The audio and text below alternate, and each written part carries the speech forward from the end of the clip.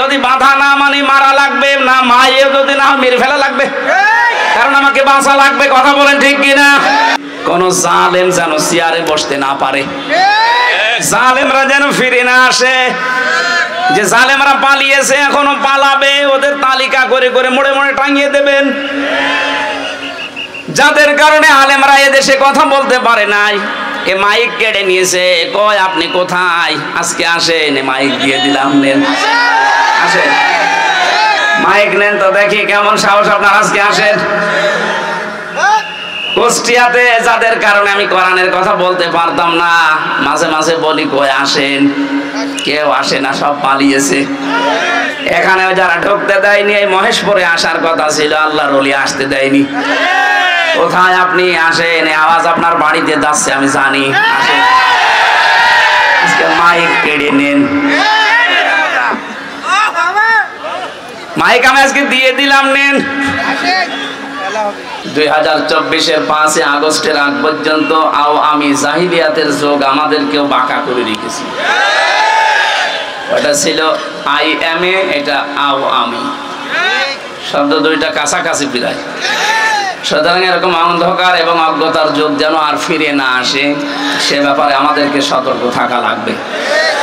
আমাদের উপর থেকে আল্লাহ এত বড় বিশাল বোঝা নামিয়ে দিলেন যে আমরা এখন কথা বলতে পারি। প্রশ্ন আসতে পারে আমরা কথা বলতে পারতাম না? হ্যাঁ পারতাম। আল্লাহ যে ফোর্সে বলতে বলেছিলেন ওই ফোর্সে পারতাম না। খালাকাল ইনসান আল্লামাহুল বায়ান। আল্লাহ পাক বলেন আমি মানুষ বানিয়েছি আর মানুষকে কথা বলার শক্তি আমি দিয়েছি। বিজ্ঞান এখন প্রমাণ করছে মানুষ যে কথা বলতে পারে, এই কয়েক ইঞ্চি জায়গা দিয়ে কথা বের হতে 27টা ধাক্কা লাগে। কয়টা? 27টা স্তর পার করার পর একটা কথা তৈরি হয়। এই বাকশক্তি এতদিন যারা রুদ্ধ করে রেখেছিল আল্লাহ তাদের হাত থেকে আমাদেরকে মুক্তি দিয়েছে। বলেন আলহামদুলিল্লাহ। শুধু মুক্তি দেয়নি আল্লাহ, তাদের জন্য আমার মনে হয় নতুন করে কিছু আয়াত কোরআনে কারিমে আমরা এতদিনও জানতাম কিন্তু বাস্তবতা বুঝতাম না। সূরা নামল 52 নম্বর আয়াত আল্লাহ পাক বলেন ফাতিলকা বুয়ুতুহুম খাবিয়াতাম বিমা যালামু ইন্না ফি যালিকা লাআয়াতান লিকাউমিন ইয়ালামুন। আল্লাহ যেন নিজের আঙ্গুল দিয়ে আমাদেরকে দেখাচ্ছেন ফাতিলকা বুয়ুতুহুম, এই সেই ঘরগুলো, খাবিয়াতাম বিমা যালামু, যেগুলো আমি উজাড় গৃহ বানিয়ে দিয়েছি, জনশূন্য করে দিয়েছি, পরিত্যক্ত বানিয়ে দিয়েছি। বিমা যালামু, এই জালেমদের জুলমের কারণে। ঝিনাইদহবাসী আয়াতের দিকে তাকালে 2024 সালের 5 আগস্টের দিকে তাকালে পুরাপুরি মিলে যাচ্ছে। আপনি দেখেছেন 2024-এর আগস্টের 5 তারিখের বিকাল 5টা বাজতে বাজতে এই দেশে জালেমদের যত বসবাসের জায়গা ছিল আল্লাহ সব উজাড় গৃহ বানিয়ে দিয়েছেন। কে কথা বলে না কেন? আমার কুষ্টিয়ার হানিফ সাহেবের বাড়ির দিকে তাকান, বাড়িটা এখন পরিত্যক্ত। বিকাল 5টা বাজতে বাজতে দেখলাম মানুষ পায়খানার প্যান্ট পর্যন্ত খুলে নিয়ে চলে গেছে। এটা শুধুমাত্র কুষ্টিয়া না, 630টা থানা আছে এই দেশে। এখন যতগুলো থানায় আমি কম বেশি গেছি, কোন জালেমের ঘর দেশের মানুষ আর স্থির রাখে নাই, সব শেষ করে দিয়েছে। আল্লাহ এতটুকু বলে শেষ করে দেননি। এখন আমাদের জন্য এখান থেকে শিক্ষা কি? ইন্না ফি যালিকা লাআয়াতান লিকাউমিন ইয়ালামুন। আল্লাহ এখানে লামের তাকিদ দিয়েছেন। আল্লাহ পাক বলেন অবশ্যই এই ঘটনার ভেতরে তোমাদের জন্য শিক্ষা আছে। 5 আগস্টেও তোমাদের জন্য শিক্ষা আছে। কি সেটা? জালেমদের এত বড় বড় বিশাল শক্তিশালী জালেমদের ঘর যদি আমি আল্লাহ সব পরিত্যক্ত বানিয়ে দিতে পারি, আগামীতে যারা চেয়ারে বসবে এরাও যদি জালেম হয় তাদেরকেও আল্লাহ এভাবে পরিত্যক্ত বানিয়ে দেবে। এই জন্য আমরা সাবধান থাকি, সামনে যেই আসুক সে যেন জুলুমকারী না হয়। কথা বলে না কেন? কারণ জুলুম এই শব্দটা এত ঘৃণিত, আল্লাহ পৃথিবীতে সবচাইতে বেশি ঘৃণা করেন জুলুমকে। হযরত আদম আলাইহিস সালামকে আল্লাহ জানিয়েছিলেন وَقُلْنَا يَا آدَمُ اسْكُنْ أَنْتَ وَزَوْجُكَ الْجَنَّةَ وَكُلَا مِنْهَا رَغَدًا حَيْثُ شِئْتُمَا। বিয়ে হয়ে গেছে, আদম এবং বউ নিয়ে বাড়ি চলে যাও, তার মানে জান্নাতে যাও। বাড়িতে যাবার পরে নিজে যা খাবে স্ত্রীকে ওই মানের খাবার, ওই মানের পোশাক পরাবে, এটা তার অধিকার। যদিও অনেক স্বামী অধিকার দিতে চায় না, বলে দুনিয়ার কাজ না, এটা দুনিয়ার কাজ না। যে মানের খাবার মানুষ খাবে ওই মানের খাবার স্ত্রীর জন্য, সন্তানের জন্য ব্যবহার করবে উপযুক্ত করে, এটা তার অধিকার। মেয়েরা যে অধিকার না বুঝে কিছু শৃঙ্খল বিশৃঙ্খল মানুষের উস্কানিতে পা দিয়ে তারা মিছিল বের করে, তারা সংগঠন বানিয়েছে, নারী পক্ষ, নারী স্বাধীনতা আন্দোলন, নারী বিপ্লব পরিষদ, নারী মুক্তি পরিষদ, 13টা প্রায় সংগঠন কাজ করছে এই দেশে। নারীদের যে অধিকার আল্লাহ রাসূল দিয়েছেন একটা আদায় করার জন্য না, সব ওদের ভোগ করার জন্য। এই জন্য মেয়েদের যে অধিকার আল্লাহ কোরআনে দিয়েছেন, ওরা যদি জানতো, আমার মনে হয় এই অধিকার আদায়ের জন্য ওরা রাস্তায় নামতো। সম্মানিত মা বোনেরা, যদিও ইসলাম বিরোধী যারা, ইসলামের দুশমন যারা আপনাদেরকে উল্টাপাল্টা বোঝায়, বাস্তবতা এইটা, ইসলাম সবচাইতে বেশি অধিকার আপনাকে দিয়েছেন পরিবার থেকেই। আদম নবীকে আল্লাহ জানিয়েছেন স্ত্রী বাড়িতে নিয়ে যেয়ে ঘরের ভেতরে একেবারে ঘর বন্দি করে রেখে দেবে, বস্তা বন্দি করে না, এইটা বলি নাই। রাগাদান হাইসু শিতুমা, এখানে নিয়ে বেড়াতে যাবে, যেখানে ইচ্ছা এই জান্নাতে যাবে, যা ইচ্ছা খাবে, কিন্তু সাবধান, এখানে আমার আল্লাহ যে 2টা বিষয় দিতে চেয়েছেন, স্ত্রীর খাবারের মান ঠিক রাখা, নিজে খাওয়া, ওই মানের খাবার দেওয়া। 2 নম্বরে তাকে মাঝে মাঝে বিভিন্ন জায়গায় নিয়ে যাওয়া, কিন্তু সাবধান, ওয়ালা তাকরাবা হাদিহিস শাজারা, এই গাছের কাছে যাবে না। আমরা এখানে অনেকেই মনে করি এই গাছ মানে শুধু গন্ধম গাছ, না। শুধু যদি গন্ধম গাছের নাম হতো তাহলে আল্লাহ কোরআনে আয়াত নাজিল করে 1500 বছর পরে আমাদের জানাবে কোন কারণে। এই গাছ মানে জান্নাতের ভেতরে এটা একটা বর্ডার, পুরা জান্নাত আপনার জন্য উন্মুক্ত ছিল, যেখানে ইচ্ছা যাবেন, যা ইচ্ছা খাবেন, কিন্তু সাবধান, আল্লাহর এই নিষিদ্ধ বর্ডারের কাছে আসবেন না। আল্লাহ এটা বোঝাতে চেয়েছেন, আল্লাহর বর্ডার যদি কেউ ক্রস করে সে আর সাধারণ থাকে না, সে জালেম হয়ে যায়। শুধু সে জালেম হবে না, ফাতাকো না, বচন দিয়েছেন আল্লাহ পাক, বলেন ফাতাকো না মিনাজ জালিমিন। এই গাছের কাছে যদি সে 2 জনই জালেম হয়ে যাবে। হযরত আদম আলাইহিস সালামের কথা মেনে নিয়েছিলেন, কিন্তু মেয়ে লোকের পাল্লায় পড়ার কারণে আমার আল্লাহ তাকে এই যে বিষয়গুলো পরবর্তীতে আমরা জানি।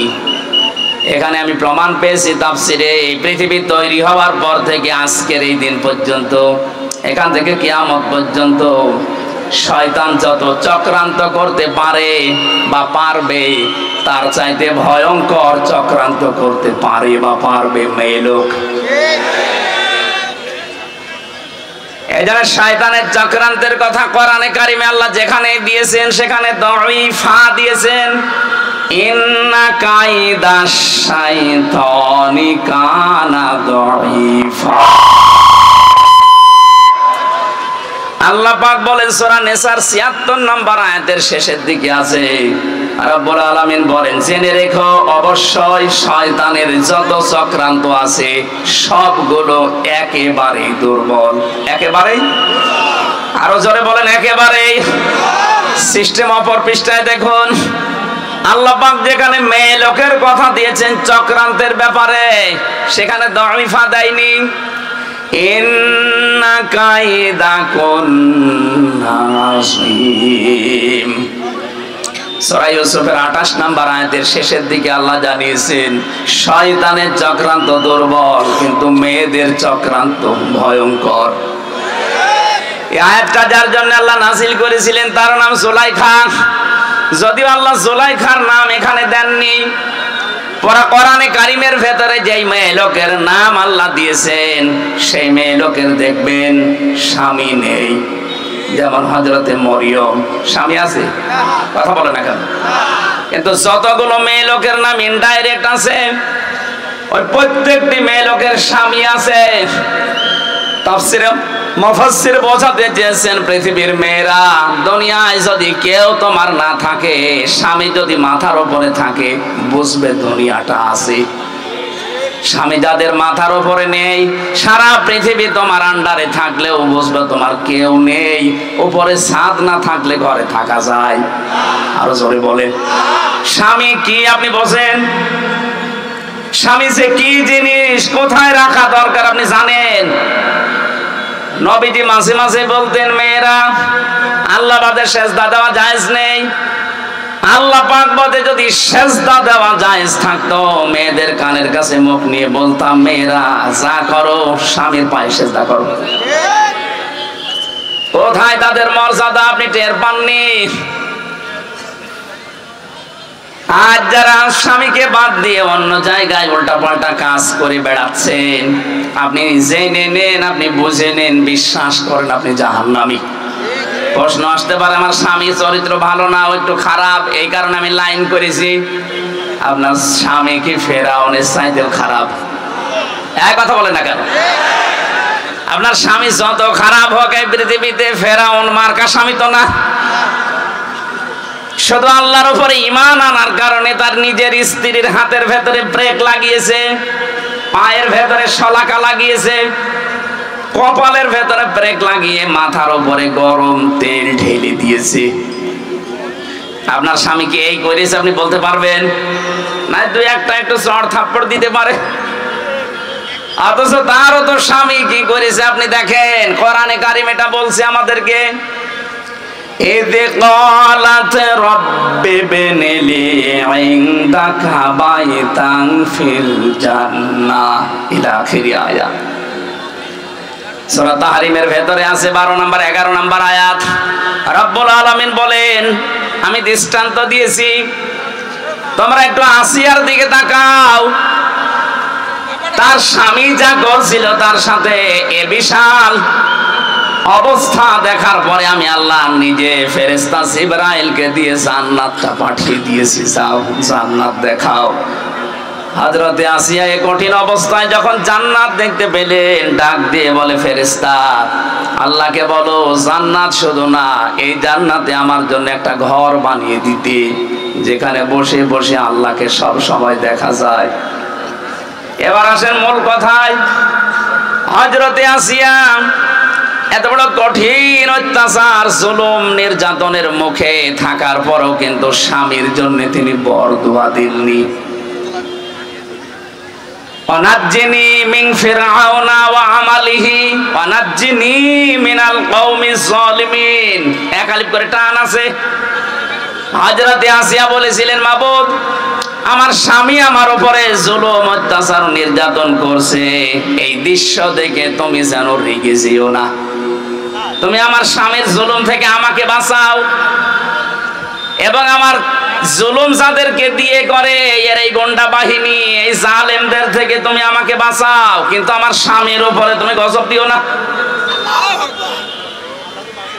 আপনি একটু খেয়াল করে দেখেন তো কোন পর্যায়ে দাঁড়িয়ে তিনি এই দোয়া করছেন, যেখানে জীবন মরণ নিয়ে টানাটানি, মাথার উপরে গরম তেল চলছে, চুলগুলো উঠে যাচ্ছে, উলঙ্গ অবস্থায় রেখে হাতে পায়ে ব্রেক লাগিয়ে কপালের ভেতরে শলাকা লাগিয়েছে।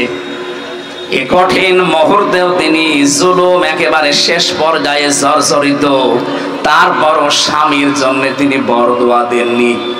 বলেছিলেন, আল্লাহ তুমি আমার স্বামীর জুলুম থেকে আমাকে বাঁচাও। আপনি যে জান্নাতের আশা করেন আসিয়ার সাথে, আপনি মিলান তো আপনার জীবনে এটা পাওয়া যাবে? বলেন যে না, ওর চরিত্র আসলে ভালো না, অন্যদিকে লাইন আছে। ফেরাউনের কি লাইন ছিল না? আপনার চাইতে ফেরাউন স্বামীর চাইতে কত গুণ খারাপ হতে পারে আপনি ধারণা করেন এই ঘটনা থেকে। এই জন্য বলছি, স্বামী যাদের মাথার উপরে আছে সে যেন মনে করে আমার মাথায় একটা ছাদ আছে। কি আছে? আল্লাহ রাব্বুল আলামিন এখানে আসিয়ার নামটা দেননি কারণ তার স্বামী ছিল। এখানে জুলাইখার নামটা সরাসরি দেননি কারণ তার স্বামী ছিল। স্বামী থাকা মানে দুনিয়া থাকা, স্বামী নেই আপনি অসহায় হয়ে পড়বেন। কত রকমের উলট পালট কথা, টিটকারি মস্কারি ফাউল কথা শোনা লাগবে সমাজে, আপনি টেরও পাচ্ছেন না। স্বামী বাদ দিয়ে যারা একা একা চলতে চান, বাবার বাড়িতে গিয়ে মন মতো চলবেন বলে আশা করে আছেন, আপনি ধ্বংস হয়ে গেছেন। হযরতে আসিয়া এবং জুলাইখার নাম কেন বললাম? তাদের নাম আল্লাহ কোরআনে দেয়নি কারণ তাদের স্বামী ছিল। কি ছিল? বলেন বলেন। স্বামী খারাপ হোক কিন্তু স্বামী তো আল্লাহ কায়দা দিয়েছেন, কন্যা দিয়েছেন বহু বচন। কেন আল্লাহ তার নামটা দিয়ে দিলে তো হয়েছে তো কি? ইন্না কাইদি কুন্নি বা কি শব্দটা দিলেই তো অর্থ আমরা পেয়ে যেতাম, কারণ এখানে আল্লাহ জুলাইখার নাম বলছেন। কিন্তু বাস্তবে দেখলাম নাম না দিয়ে বহু বচন দিয়ে আল্লাহ এটাই জানাতে চেয়েছেন মেয়েদের যে চক্রান্ত এটা জুলাইখার একা না, কিয়ামত পর্যন্ত জুলাইখার মতো এরকম ষড়যন্ত্রকারী মহিলারা যাবে। আমার মনে হয় ওইটা একটা বাংলাদেশে আমরা পেয়েছিলাম। কথা বলে না কেন? এর এই ষড়যন্ত্রের কারণে হাজারো আলেম এই 15.5 বছরে জেল খেটেছে, হাজারো মানুষ মানবতা ধ্বংস করেছে এই চক্রান্তের কারণে। পাশের রাষ্ট্রে ছিল মায়ানমারে আরেকজন, ওর চক্রান্তে কত লক্ষ লক্ষ মানুষ দুনিয়া থেকে বিদায় নিয়েছে। ও নাকি শান্তিতে নোবেল পেয়েছে। ওর কারণে কত মানুষ এই দুনিয়া থেকে বিদায় নিয়েছে, আদম সন্তান। কথা বলেন ঠিক কিনা? আমাদের যেটা জুলাইখার, যাই হোক, এর কারণেও কত মানুষ 2732 জন মানুষ অলরেডি এ দেশ থেকে কিছুদিন আগে মরে গেল। এজন্য ওনার নাম এখন আপনি ইন্টারনেটে সার্চ দেন, 6 জনের নাম পাবেন পৃথিবীতে হত্যাকারী গণহত্যার তালিকায়। একজন হিটলার, চেঙ্গিস খান, বাকি আমাদের পাশের রাষ্ট্রে আছে যিনি, ওনার নাম আছে, আর যিনি পালিয়ে ওনার কাছে গেছে ইনার নাম আছে। বাকিগুলো আমি নাই নাই বললাম। আপনি বলেন তো যাদের নাম গণহত্যার তালিকায়, কত মানুষের রক্ত যারা চোষণ করেছে। এই যে আমার ফাঁসি চাই এই বইটা আমি পড়েছিলাম, দেখলাম ওখানে লিখেছে মতিউর রহমান রেন্টু সাহেব, উনি নিজে লিখে দিয়েছে যারা পালিয়েছে ওদের 2 জনের অভ্যাস চরিত্র এই ছিল, কেউ যদি মারা যেত তার রক্ত দেখে তারা খুশি হতো। আমি যেটা বোঝাতে চাচ্ছি আপনাদেরকে, মেয়েদের চক্রান্ত যেহেতু ভয়ঙ্কর, এটা বসে নেই, কিয়ামত পর্যন্ত এটা চলতে থাকবে। এই জন্য নবীজি ইন্তেকালের আগে জানিয়েছেন এই পৃথিবীতে আমার উম্মতের জন্য সবচাইতে ভয়ঙ্কর জিনিস আমি রেখে গেলাম 2টা, তার 1 নম্বরে মেয়ে লোক। এটা থেকে আমাদেরকে খুব সতর্ক থাকা লাগবে। আজ বাংলাদেশে অনেক মেয়ে লোক এখন মেয়েতে মেয়েতে বিয়ে করবে এই স্লোগান তুলেছে। 4-5 দিন আগে কুষ্টিয়াও 2 জন ধরা পড়েছে। ওই 2 জন মেয়ে লোক বলছে আমরা পুরুষ মানুষ চাই না, আমরা মেয়েরা মেয়েরা বিয়ে করব, যদি আমাদের বিয়ে না দেন আমরা 2 জনই মরে যাব। তোমরা যদি 2 জন মেয়েরা মেয়েরা বিয়ে করো আমরা কি করছি? কথা বলে না, আমাদের আল্লাহ কি পুতুল বানিয়েছে? আমাদের কোনো কাজ নেই দেশে? চক্রান্তে পা দেওয়া যাবে না। এই সমকামিতা এটা হারাম, হারাম এবং হারাম। এটা যারা জারি করতে চাচ্ছেন, মুসলমানের এই 96% মুসলমানের দেশে এটা কিয়ামতের আগে জারি করা সম্ভব না। আপনাদের স্বপ্ন সাত কোনোদিন পূরণ হবে না একজন মুসলমানের দেশে জীবিত থাকতে। কথা বলেন ঠিক কিনা? এই জন্য আপনার মেয়েকে, আপনার বউকে, আপনার পুত্রবধূকে আপনি বেড়াতে নিয়ে যাবেন, কিন্তু সাবধান, ওয়ালা তাকরাবা হাদিহিস শাজারা। যদি আল্লাহর নিষিদ্ধ কোনো বর্ডার এসে যায়, যেমন পর্দা লঙ্ঘন, এটা একটা বর্ডার লঙ্ঘন করা। কথা বলেন না কেন? আল্লাহ পাক কোরআনে 500টা বর্ডার দিয়েছেন। আপনার মেয়ে, আপনার বউ, আপনার পুত্রবধূ, আপনার মা, আপনার বোন বেড়াতে যাবে, কোনো অসুবিধা নেই, কিন্তু এমন জায়গায় নিয়ে যাওয়া যাবে না যেখানে গেলে নিজেরও পর্দা থাকে না, বউরও পর্দা থাকে না। এরকম অনুষ্ঠান দেশে নেই? বলেন। এই যে বরযাত্রী যারা বউ মেয়ে ছেলে নিয়ে যায়, পর্দা থাকে? বলেন। 14 জন পুরুষ ছাড়া অন্য কারো সাথে আপনি দেখা করতে পারবেন না। আপনি একজন মহিলা, কয়জন? 14 জন পুরুষ বাদ দিয়ে কারো সাথে দেখা করলে আপনার চোখ নিম্নগামী হবে, লজ্জার স্থান পবিত্র রাখা লাগবে। আমার মনে হয় বিবাহে বরযাত্রী যারা যায়, ওদের আর কিছু না হোক, চোখের সেনা হতেই আছে। আজকে থেকে এখন আর বরযাত্রী যাবেন না, কারণ এটা ইসলামে নেই। ইসলামে আছে ওলিমা। জানি আপনি মানবেন না, কারণ এই দেশে ওলিমা নেই, এদেশে আছে বরযাত্রী। নবীজি বানিয়েছেন ওলিমা, আর আমরা বানিয়েছে বরযাত্রী। এটা হিন্দুদের কালচার। তাফসীর মাহফিল দিয়েছেন কিছু নেওয়ার জন্য, অন্তত এইটা নবীজির কাছ থেকে নেওয়া যাবে না। আমরা যারা অন্তত ছেলের বাবা আছি, আজকে থেকে সিদ্ধান্ত নেন নবীজির বাইরের এই হিন্দুদের কাজ আমরা আজকে থেকে আর করব না। অন্তত যতদিন বেঁচে আছি কোনদিন আর বরযাত্রী যাব। কারা কারা যাবেন না হাত তোলেন তো। এই আন্দাজে হাত তুলে মরবেন, সামনে আবার যাবেন, আপনি হাত তুলে তো মুনাফিক হবেন। একেবারে অটুট সিদ্ধান্ত নেন জীবনে বরযাত্রী যাব না। তারা তোলেন না, হাত তুলছেন না, তার মানে এলাকায় সমস্যা আছে। সমস্যা থাক, আপনার মানার দরকার নেই ভাই। আমার ওয়াজ করার দরকার করে যায়, আপনি শোনার দরকার শুনে যান। কি আশ্চর্য গো! অলিমা করবেন কারা কারা? অলিমায় যাবেন হাত তোলেন তো। হ্যাঁ, বোঝা গেছে। খাওয়া যেখানে আমরা সেখানে। ইসলাম এই দেশে আমরা এমন ভাবেই মানছি যে ইসলামে খাওয়া আছে সেখানে আমরা আছি, খাওয়া নেই সে যত বড় ইসলাম হোক ওখানে আমরা নেই। কথা বলে না কেন? আপনি ইসলামের নিয়ম নীতিগুলো দেখেন, এদেশে যা পালন হয়, মানুষ মরে গেলে খাওয়া, মানুষ জন্ম নিলেও মুসলমানি দেয়, এরপরে খাওয়া, জন্মের দিনেও খাওয়া, সবে বরাতে খাওয়া, সবে মেরাজে খাওয়া, সবে কদরে খাওয়া, দই রোজায়, দই ঈদে খাওয়া, কেউ দাওয়াত দিলে সে যে অনুষ্ঠানেই হোক শুধু খাওয়া। বলেন, খাওয়া ছাড়া ইবাদত দেশে কি আছে? যেটা ইবাদত সেটা কিন্তু নেই। কি সেটা কি আমরা আজকের আয়াত দিয়ে প্রমাণ করব ইনশাআল্লাহ। তাহলে আদম আলাইহিস সালামকে আল্লাহ বর্ডার দিয়েছিলেন, বর্ডার পার হলে আপনি জালেম হয়ে যাবেন। আমাদের সামনে সে বর্ডার আছে না বর্ডার উঠে গেছে? আরো জোরে বলেন।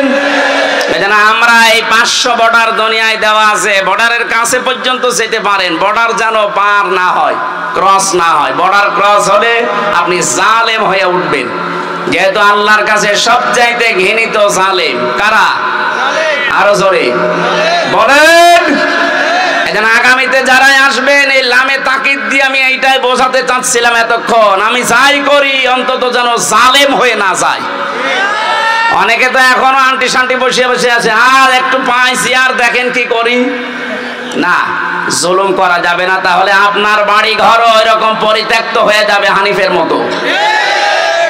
এ জেলায় হয়েছে কিনা আমি জানি না, আমার মনে হয় সব গড়িয়ে দিয়েছেন আপনারা। কারণ জালেমদের ওগুলো চিহ্ন রাখে না, আল্লাহ নিজে ফাকতি আদাবিরুল কওমিল্লাযিনা যালামু, জালেমদের গোড়া কেটে দেয় কে? আমি আবার বলছি, যাই করি এই উম্মত যেন জালেম হয়ে না যায়। যদি জুলুম করে ফেলেন তামাম দুনিয়া আমাদের পক্ষে থাকলেও আল্লাহ বিপক্ষে চলে যাবে। আর যদি আমরা জালেম না হয়ে যদি মাজলুম হতে পারি, এতদিন যা মাজলুম অবস্থায় ছিলাম, সারা পৃথিবীতে এখন সবচেয়ে বেশি মাজলুম জাতি আমরা মুসলিমরা। যারা মানবাধিকারের কথা বলে আমাদের পাশের এই দাদা বাবুরা, সবচাইতে বেশি মানবাধিকার লঙ্ঘন হয় তাদের দেশে। আপনি দেখেন, ওরা আমাদেরকে এই কথা জানায় যে আমাদের দেশে সংখ্যালঘু নির্যাতন হয়। এটা মিথ্যা কথা। ইসকনের বিরুদ্ধে যেটা হয়েছে, এটারা হিন্দু না। এটা হিন্দু কিসের? ইসকন হিন্দুদের সংগঠন নয়। এর প্রতিষ্ঠাতা যেই লোকটা, প্রভুপাদ স্বামী, একটা ইহুদি, খ্রিস্টান চার্চে লেখাপড়া করে হিন্দুদের কিছু মানুষকে মোটিভেশন করে ও একটা নতুন হিন্দুদের ধর্মের বদনাম করার জন্য এই কাজটা আরম্ভ করেছিল। সুতরাং ইসকনের নাম নিয়ে আপনি বিশৃঙ্খলা করবেন, আপনাদেরকে কিছু বললে আপনি তারা দুনিয়ায় জানাবেন যে আমাদের সংখ্যালঘু নির্যাতন হচ্ছে। আজকে ভারতে তাকান, অনেক মসজিদ ভেঙ্গে ভেঙ্গে তারা আজ মন্দির বানাচ্ছে। এই কথা বলেন না কেন? বাংলাদেশে ইতিহাস আছে যে কোন মন্দির ভেঙে আমরা আজ পর্যন্ত মসজিদ বানিয়েছি? গতকাল ওরা জানিয়েছে আজমির শরীফের নিচে নাকি 1000 বছর আগে মন্দির ছিল, এখন ওইটা ভেঙে মন্দির বানাবে। এই ভুয়া কথা তুলে যদি আজমির শরীফে হাত দিতে চান, বাংলাদেশের ঢাকার ইসকন মন্দির যেটা স্বামীবাগে, এখন যদি বলি যে এটা 500 বছর আগে এখানে মসজিদ ছিল, এখন নেন খেলা। আর জালেমরা যখন কারাগারে যায়, জালেমরা যখন আদালতে ওঠে, তখন আমার মাঝে মাঝে মনে হয় দেখ কেমন লাগে। আমাদের যখন নিয়ে যেত আদালতে মাজায় দড়ি দিয়ে, ওরা ফিসাফিসি করতো, এর কাছে ও বলতো দেখ কেমন লাগে। এখন আপনাদের এই দৃশ্য দেখে তো আমার মনে হচ্ছে দেখ কেমন লাগে। আজমির শরীফে হার দেবেন দেন, আল্লাহর ঘর মসজিদ গুলো ভাঙছেন ভাঙেন, 2-3 বছর পরে দেখবেন সারা পৃথিবীর যেখানে হিন্দু আছে, তখন বলা হবে যে এখানে 1000 বছর আগে আমাদের মসজিদ ছিল। কি করবেন তখন? আপনাদের সংখ্যায় তো বেশি না, তামাম দুনিয়ায় সবচাইতে বেশি খ্রিস্টান ধর্মের মানুষ, এরপরে আমরা।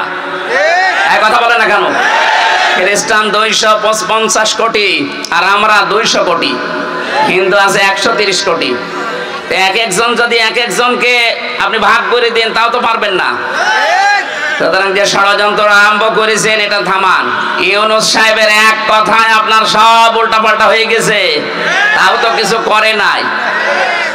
ইউনূস সাহেব যদি যা বলেছিল ওইটা করতো, এতক্ষণ পর্যন্ত ভারত এই 7 সিস্টার সব ভেঙে গুড়িয়ে যেত। ওনাকে দুর্বল মনে করবেন না, ওনার পেছনে যা আছে আপনি টের পাচ্ছেন না। আজকে সকালবেলা আমি 45 মিনিট দেখেছিলাম আমাদের টক শো গুলো, পাগল হয়ে গেছে। এই জন্য যেটা রেকর্ড হচ্ছে সারা দুনিয়ায় যাবে। এটা শুধু এখানে সীমাবদ্ধ নেই। এই জন্য কথাগুলো বললাম, যারা এই ষড়যন্ত্রে মেতে আছেন, কিছু দালাল মিডিয়া সহ, আপনারা থামবেন।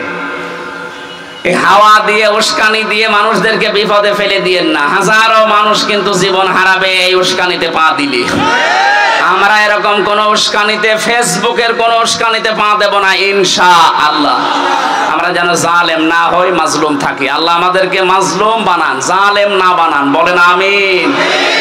দরুদ আর সালাম পাঠ করার মাধ্যমে আমরা আরম্ভ করছি। সূরা নাহাল 112 নম্বর আয়াতটা পড়েছি।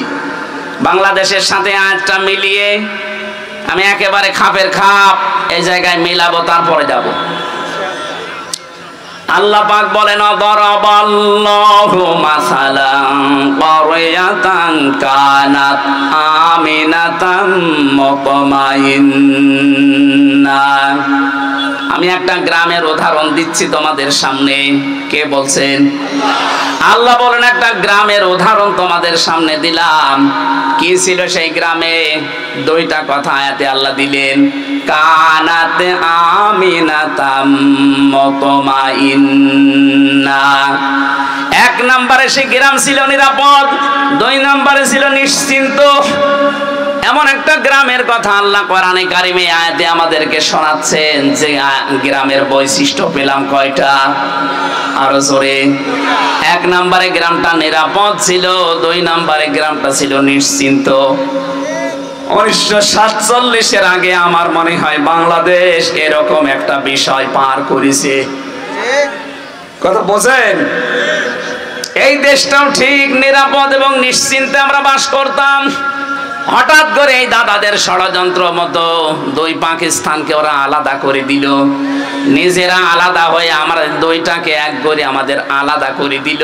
এরপরে তো আমাদের নিরাপদ এবং নিশ্চিন্ত জীবন উঠে গেছে, সব চাইতে বেশি উঠে গেছে। এর পরের শব্দে দেখেন, ইয়াতিহা রিজকুহা রাগাদাম মিন কুল্লি মাকান। 1947-এর আগ পর্যন্ত, যদিও এটা বাংলাদেশ সম্পর্কে না, এটা কাবা শরীফ নিয়ে আল্লাহ জানিয়েছেন মক্কা। তাফসিরে ইবনে কাসিরের ভেতরে মক্কা এই শব্দটা দেওয়া আছে। মক্কা তো এত নিরাপদ ছিল, তামাম দুনিয়ার ভেতরে ওই সময় এত নিশ্চিন্ত ছিল, বাইরের মানুষগুলো এখানে এসে নিরাপদ এবং নিশ্চিন্তে বাস করত। তামাম দুনিয়ায় 257টা রাষ্ট্র।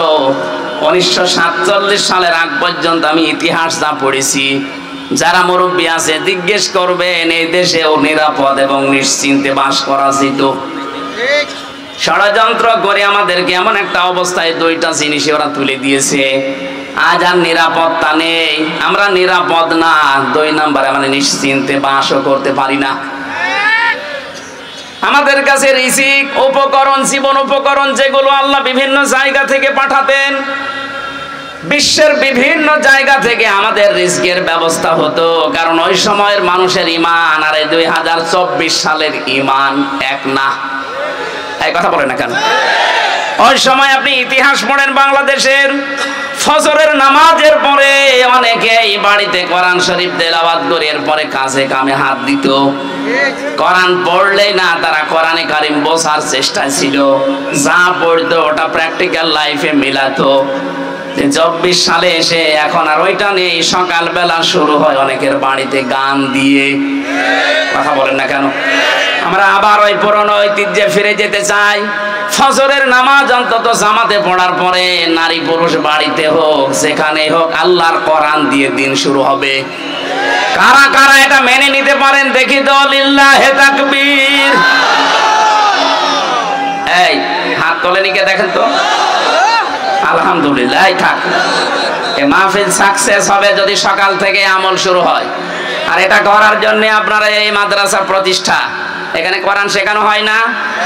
সুতরাং আমি আশা করব ছেলেদেরকে মেয়েদেরকে অভ্যাস গড়ে তুলতে হলে এরকম জায়গায় দেবেন। এখান থেকে আল্লাহর কোরআন জানবে, বুঝবে, পড়বে, সকালবেলা থেকে আমল শুরু করবে। তাহলে আপনার পরিবারে, সমাজে, রাষ্ট্রে একটা নিরাপদ এবং নিশ্চিন্তে বসবাসের গ্যারান্টি আমার আল্লাহ আপনাকে দিয়ে দেবেন। কারণ নিরাপত্তা এবং নিশ্চিন্ত শহর বানাতে পারেন কে? কোরআনে কারিমে আল্লাহ জানিয়েছেন, ওয়ামান দাখালাহু কানা আমিনা। এই ভালো করে খেয়াল করেন, ওয়ামান দাখালাহু কানা আমিনা। আল্লাহ পাক বলেন, এই যে কাবা শরীফ যেটা, এখানে আসলেই সে নিরাপদ। এখানে আসলে কি নিরাপদ? কেন? কারণ এই জায়গাটা কন্ট্রোল করছে আল্লাহ ফেরেশতাদেরকে দিয়ে। এই পৃথিবীতে একটাই জায়গা যেখানে তাকিয়ে থাকলে সওয়াব পাওয়া যায়, কাবা শরীফ। যতক্ষণ তাকিয়ে থাকবেন সগীরা গুনাহগুলো আল্লাহ সরিয়ে দেবে, আর একটা একটা করে নেকি লিখতে থাকবে। এখানে এরিয়ার ভেতরে কেউ প্রবেশ করলে সে নিরাপদ পেয়ে যায়, নিরাপত্তা পেয়ে যায়। এটা দেন কে? আরো জোরে বলেন। বাংলাদেশ তো আর কাবা শরীফ না। এই কথা বলেন না কেন? 6000 কিলোমিটার দূর আমরা কাবা থেকে। ওখানে গেলে যেহেতু নিরাপত্তা পাওয়া যায়, স্বস্তি পাওয়া যায়, শান্তি পাওয়া যায়, ভয় দূর হয়ে যায়। তাহলে আমাদের এই 56,000 বর্গ মাইল যদি আমরা নিরাপত্তা দিতে চাই, আল্লাহর কোনো ঔষধ নেই। সূরা আনআম 82 নম্বর আয়াত ভালো করে বাড়িতে মিলাবেন। আল্লাহ পাক বলেন, আল্লাযীনা আমানু ওয়া লাম ইয়ালবিসু ঈমানাহুম বিযুলমিন উলাইকা লাহুমুল আমনু ওয়া হুম মুহতাদুন। বলেন আল্লাহু আকবার। আল্লাহ বলেন, যারা ঈমান আনে আর ঈমানের সাথে কোনো মানুষ যদি তাদের শিরককে মিশ্রণ না করে, আমি আল্লাহ এই মানুষগুলো, উলাইকা, যারা এখানে আলেম আছে, উলাইকা দিয়েছেন আল্লাহ যেন এভাবে ইশারা দিয়ে জানিয়েছেন, উলাইকা, এই মহেশপুরের জলিলপুরের এলাকার এই মানুষগুলো লাহুমুল আমনু, এদের জন্য নিরাপত্তা। তাহলে আমরা যদি বাংলাদেশের ৫৬,০০০ বর্গ মাইলকে শান্তি, স্বস্তি, নিরাপত্তা দিয়ে ঢেকে রাখতে চাই, এ দেশ থেকে জুলুম আর শিরিক বিদায় করা লাগবে। কথা বলেন না কেন? এদেশে জুলুম আছে না নেই? শিরিক আছে না নেই? সব চাইতে বড় শিরিক আমার আল্লাহর সাথে এখনো অনেকে করছেন, নাকি এটা বলবো না? আমি আগে আয়াতটা বলি, তারপরে আমার গাড়ি আর দোষ আসবে না। এটা আয়াত নাম্বার 65 নাম্বার আয়াত। এটা সূরা জুমারের। আগে আয়াতটার দলিল বলি বাণিজ্যে আপনি মেলাবেন, তারপরে আপনার নিজের উপরে দোষ ফেলবেন, আমার উপরে না। ওয়ালাকাদ উহিয়া ইলাইকা ওয়া ইলাল্লাযীনা মিন ক্বাবলিকা লাইন আশরাকতা লা ইয়াহবাতান্না আমালুকা ওয়া লা তাকুনান্না মিনাল খাসিরিন। আল্লাহ পাক বলেন, অবশ্যই হে নবী আপনার প্রতি আমি ওহী করলাম, আপনার প্রতি আমি ওহী করলাম। এইটা আপনার পূর্বে যারা দুনিয়ায় এসেছিল তাদের প্রতি আমি একই ওহী করেছিলাম। দুনিয়াতে যাই করেন না কেন, লাইন আশরাকতা, আপনিও যদি শিরিক করেন, কে বলছে? কাকে বলছেন? এই ভালো করে শুনেন, এটা কে বলছেন বলেন তো? কাকে বলছেন? রাসূলুল্লাহ। কাকে? আল্লাহ। লাইন আশরাকতা, যদি আপনিও শিরিক করেন, লা ইয়াহবাতান্না আমালুকা, আপনি যত আমল করেছেন দুনিয়ায় সব আমি আল্লাহ নষ্ট করে দেব, ধ্বংস করে দেব, ব্যর্থ করে দেব।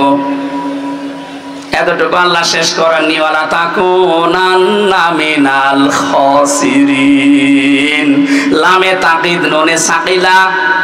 আল্লাহ বলেন, আমি গ্যারান্টি দিয়ে বলছি আপনাকে আমি ক্ষতিগ্রস্তদের ভেতরে ফেলে দেব। নবীকে যদি আল্লাহ বলতে পারে, আমরা কোথাকার কে?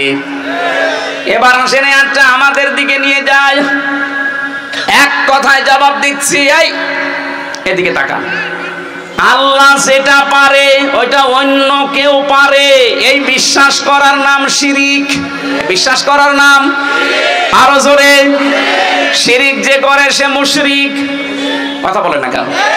ইন্নাহু মাইয়ুশরিক বিল্লাহ, যে ব্যক্তি শিরিক করবে, ফাকাদ হারামাল্লাহ, তার জন্য আল্লাহ হারাম করে দিয়েছেন আলাইহিল জান্নাহ, জান্নাতকে। নার, তার স্থান একটা জায়গা আছে, তার নাম আগুন। তার নাম কি?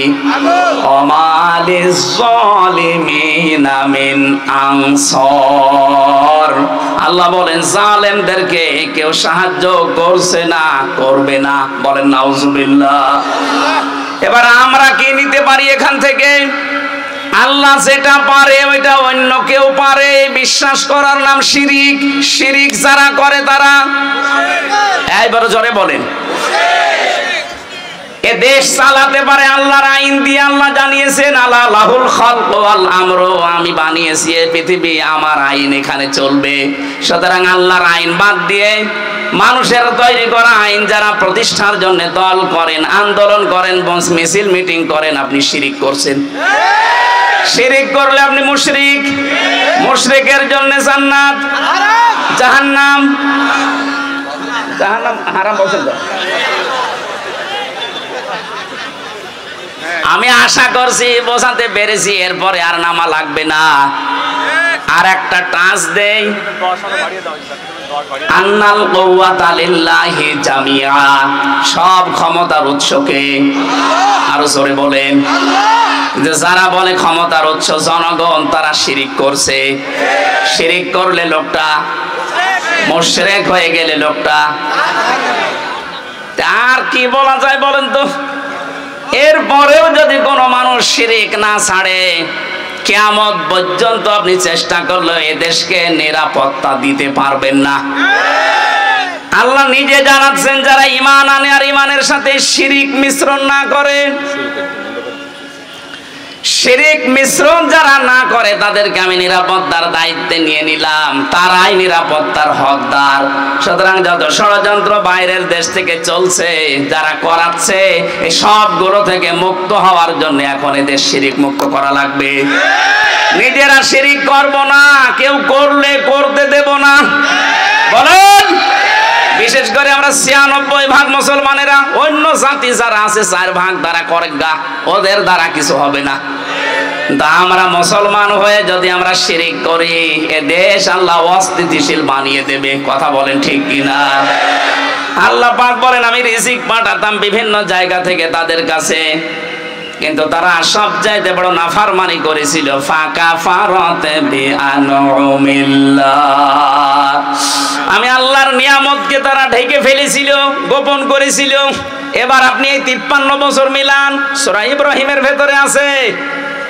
আল্লাহ রাব্বুল আলামিন বলেন, আলাম তারো ইলাল্লাযীনা বাদদালু নি'মাতাল্লাহি কুফরা ওয়া আহাল্লু কওমাহুম দারাল বাওয়ার জাহান্নামা ইয়াসলাউনাহা ওয়া বিইসাল করার। নবী, আপনি কি ওদের দিকে দেখেননি যে মানুষগুলো আল্লাহর নিয়ামতকে বদল করে ফেলেছিল, পাল্টিয়ে ফেলেছিল?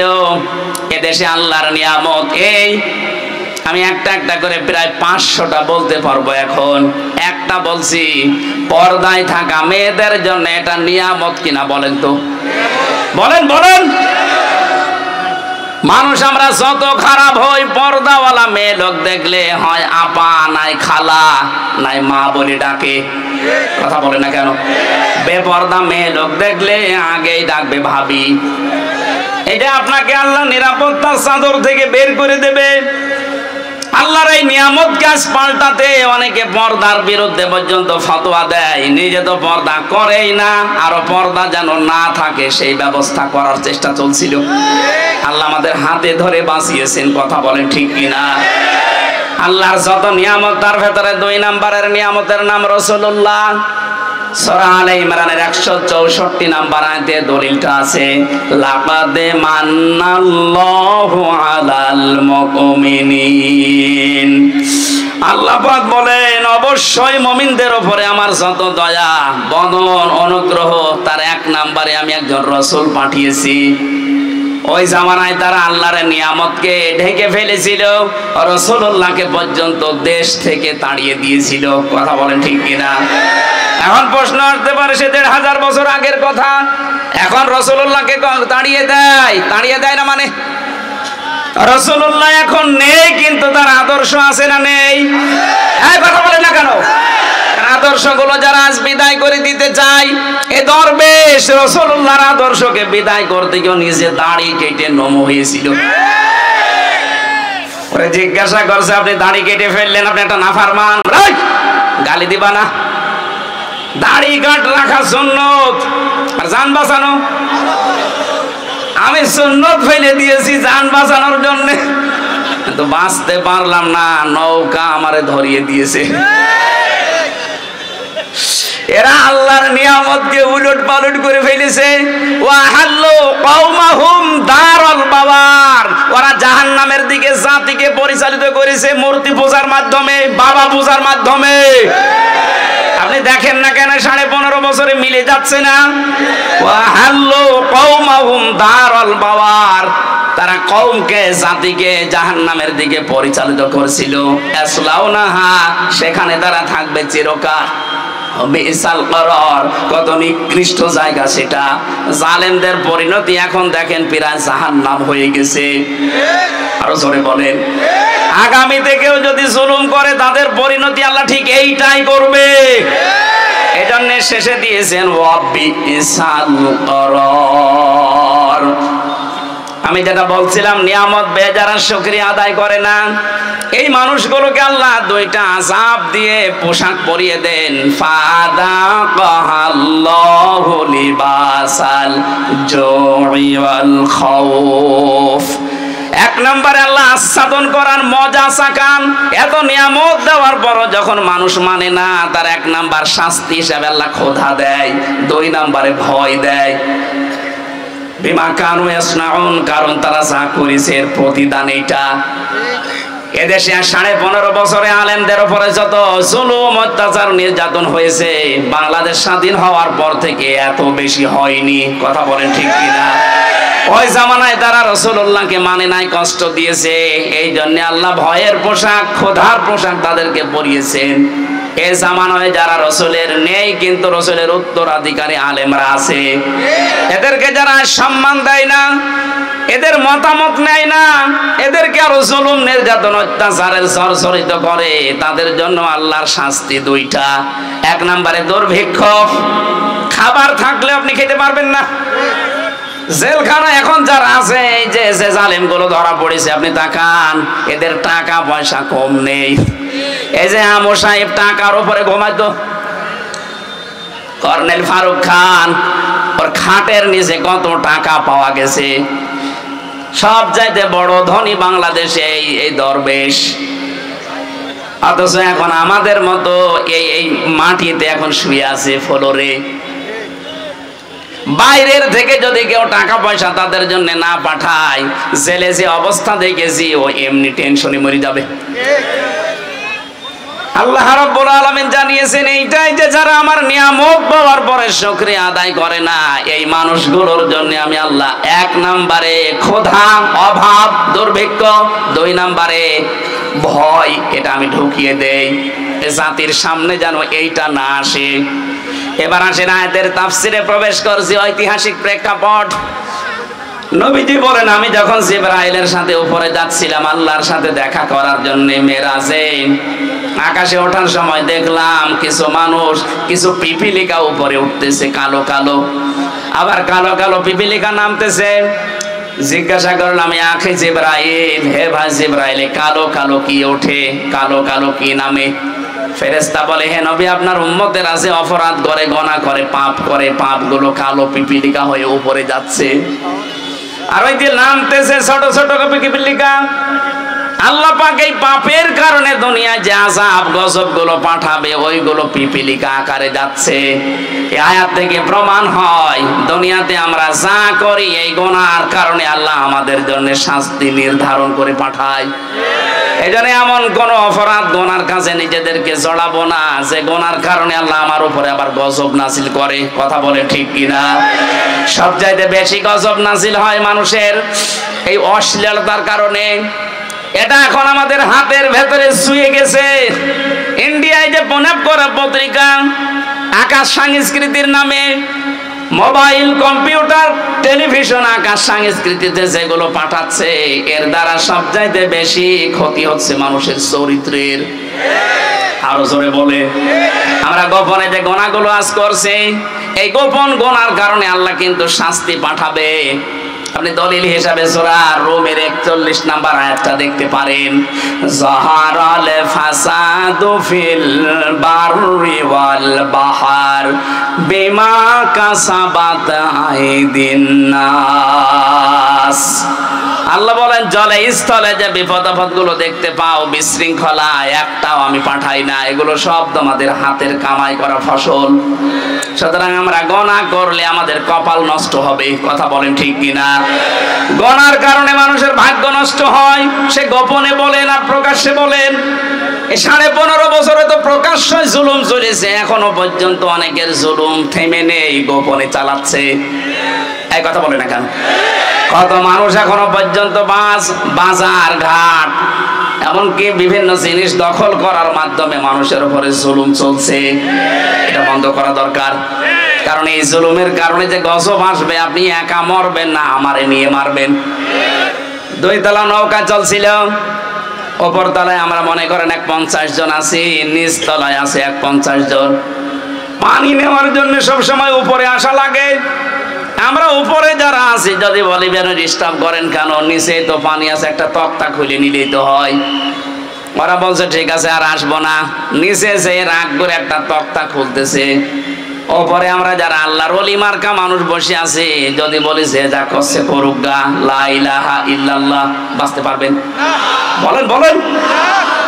আপনাকে বাধা দেওয়া লাগবে, নিচে যে তক্তা খুলতেছে যদি বাধা না মানে মারা লাগবে, না মায়ে যদি না মেরে ফেলা লাগবে। কারণ আমাকে বাঁচা লাগবে, কথা বলেন ঠিক কিনা? ও যদি জোর করে তক্তা খোলে নিচে ডুববে না, আমারে নিয়ে ডুবাবে। এখানে যদি কাবা শরীফের ইমামও থাকে সেও ডুববে। এজন্য আমরা চাই, জুলুমের কারণে দেশটা গোল্লায় গেছে, আবার যদি কেউ জুলুম করার চেষ্টা করেন গজব তো আসবে।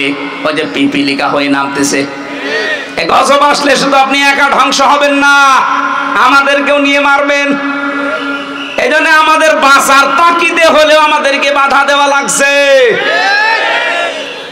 জুলুম করব না, জুলুম করতে দেব না, কথা বলেন ঠিক কিনা?